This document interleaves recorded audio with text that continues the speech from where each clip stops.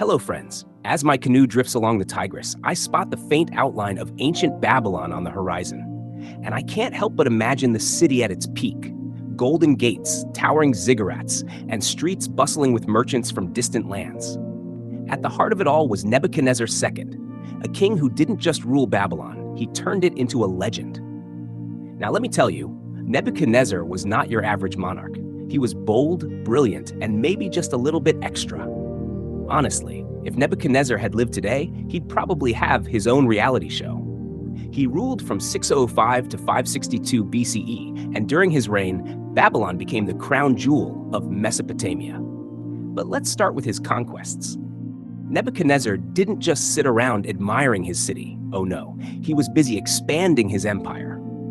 He marched into Syria and Phoenicia, laid siege to Jerusalem, and famously captured its people, dragging them back to Babylon in what became known as the Babylonian captivity. Imagine being hauled off to a foreign land, only to arrive and think, well, at least the architecture is nice. And speaking of architecture, oh boy, did Nebuchadnezzar build. Under his rule, Babylon transformed into a marvel of the ancient world. First, he fortified the city with massive walls so thick that, according to ancient accounts, 2 chariots could ride side by side on top. Talk about extreme urban planning. Then came the pièce de résistance, the Ishtar Gate. This wasn't just any old city gate. It was a jaw-dropping masterpiece, decorated with blue-glazed bricks and adorned with depictions of lions, dragons, and bulls.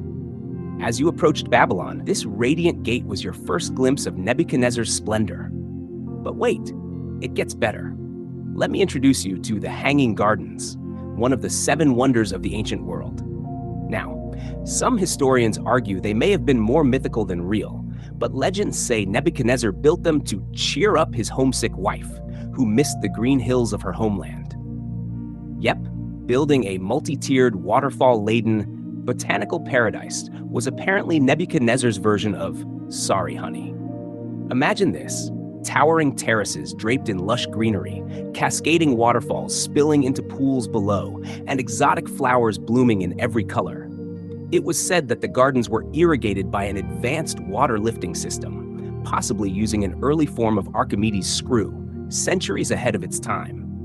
But Nebuchadnezzar's reign wasn't just about architectural bling. He also made Babylon the center of culture and learning. The city became a hub of trade, religion, and scholarship, attracting philosophers, astronomers, and mathematicians from across Mesopotamia. Of course, Nebuchadnezzar had his darker side too. He was known for his iron-fisted rule and his brutal treatment of captives. The Babylonian captivity, where thousands of Jews were exiled from their homeland, became a defining event in biblical history. As I drift along the river, I can almost hear the echoes of Babylon's glory.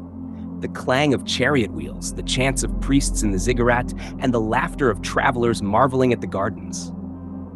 But while Nebuchadnezzar's empire was built on military might and architectural wonders, its greatest treasures were perhaps less visible: the scientific and mathematical innovations that shaped Mesopotamian thought.